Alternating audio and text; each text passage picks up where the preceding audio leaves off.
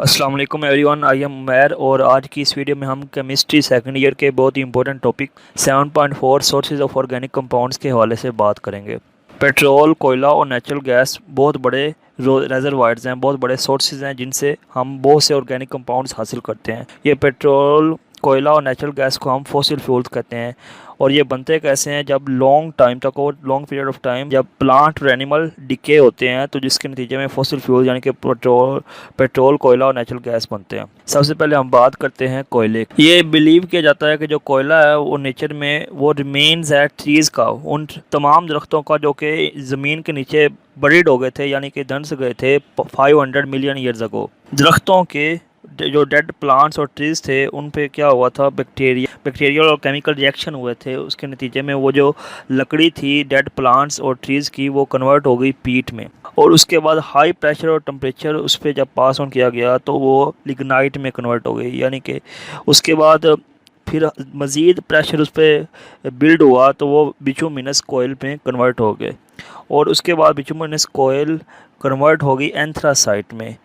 इस तरह हमारे पास कोयला मौजूद है। नेक्स्ट हम बात करते हैं इंपॉर्टेंस ऑफ कोयल। कोयले की अहमियत क्या है? कोयला बहुत इंपॉर्टेंट सॉलिड फ्यूल है और ये बहुत बड़ा सोर्स है ऑर्गेनिक कंपाउंड्स का। कब सोर्स है? जब इसकी कार्बनाइजेशन करवाई जाती है या इसकी डेस्ट्रक्टिव डिस्टिलेशन करवाई जाती है। जब कोयला को हीट किया जाता है in the absence of air, और जो टेम्परेचर की रेंज होती है वो 500 टू 1000 डिग्री सेंटीग्रेड, ये जो कोयला होता है वो कन्वर्ट हो जाता है कोक, कोल गैस और कोल तार में। ये जो कोल तार होता है इसमें बहुत large number of organic compounds होते हैं जिनको हम सेपरेट अलहदा करते हैं ऑन फ्रैक्शनल डिस्टिलेशन के नतीजे में हम इनको सेपरेट करते हैं कोल तार से। उसके बाद हम estimated coal resources in Pakistan पे बात करते हैं।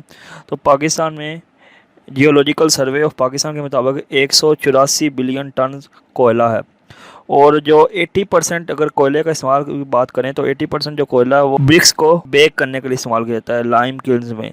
इसके अलावा कुछ क्वांटिटी कोयले की वो डोमेस्टिक पर्पस के लिए भी यानी फ्यूल के तौर पर इस्तेमाल किया जाता है। नेक्स्ट हम बात करते हैं नेचुरल गैस की। नेचुरल गैस बहुत बड़ा ज़रिया है एनर्जी का उन ममालिक के लिए जैसा कि पाकिस्तान है जहाँ पर डेफिशिएंसी है मिनरल ऑयल और कोयले की प्रोडक्शन की। अब नेचुरल गैस क्या है? It is a mixture of low boiling hydrocarbon. तो मेजर पोर्शन नेचुरल गैस का वो मीथेन पर कंसिस्ट करता है। ये बनती कैसे है नेचुरल गैस? ये it is formed by the decomposition of organic matter, जो कि ऑर्गेनिक मैटर ज़मीन के अंदर पाया जाता है। पाकिस्तान में द गैस ये बहुत ज़्यादा सस्ती है, चीप है, तो इसको इस्तेमाल किया जाता है पावर जनरेशन में, सीमेंट में, फर्टिलाइजर इंडस्ट्री में, और फ्यूल के तौर पर इंडस्ट्री और घरों में इस्तेमाल किया जाता है। नेक्स्ट हम बात करते हैं पेट्रोलियम की। Mineral oil in refined form, उसे हम पेट्रोलियम कहते हैं, यानी refined form of mineral oil is called petroleum. अब ये बनता कैसे है? ये बनता है जब slow chemical and biochemical decomposition होती है जो कि ऑर्गेनिक मैटर सेडिमेंट्री रॉक्स में पाया जाता है, और जब इसको नीचे से लाया जाता है पेट्रोलियम को तो ये एक लिक्विड होता है ब्लैकिश कलर का, इसे हम क्रूड ऑयल कहते हैं। इट इज़ रिफाइंड, इसको फिर आगे रिफाइन किया जाता है डिफरेंट ऑयल फ्रैक्शंस हासिल करने के लिए। फ्रैक्शनल डिस्टिलेशन कराई जाती है। फ्रैक्शनल डिस्टिलेशन से मुराद क्या है? Separation of oil products from the petroleum या crude oil on the basis of their boiling point. Next हम बात करते हैं प्रिंसिपल फ्रैक्शंस ऑफ, और जो कि हम ऑब्टेन करते हैं फ्रैक्शनल डिस्टिलेशन जब पेट्रोलियम की करवाई जाती है। तो सबसे पहले जो फ्रैक्शन होती है वो होती है नेचुरल गैस। उसका जो बॉइलिंग पॉइंट रेंज है वो लेस दैन 20 डिग्री सेंटीग्रेड है।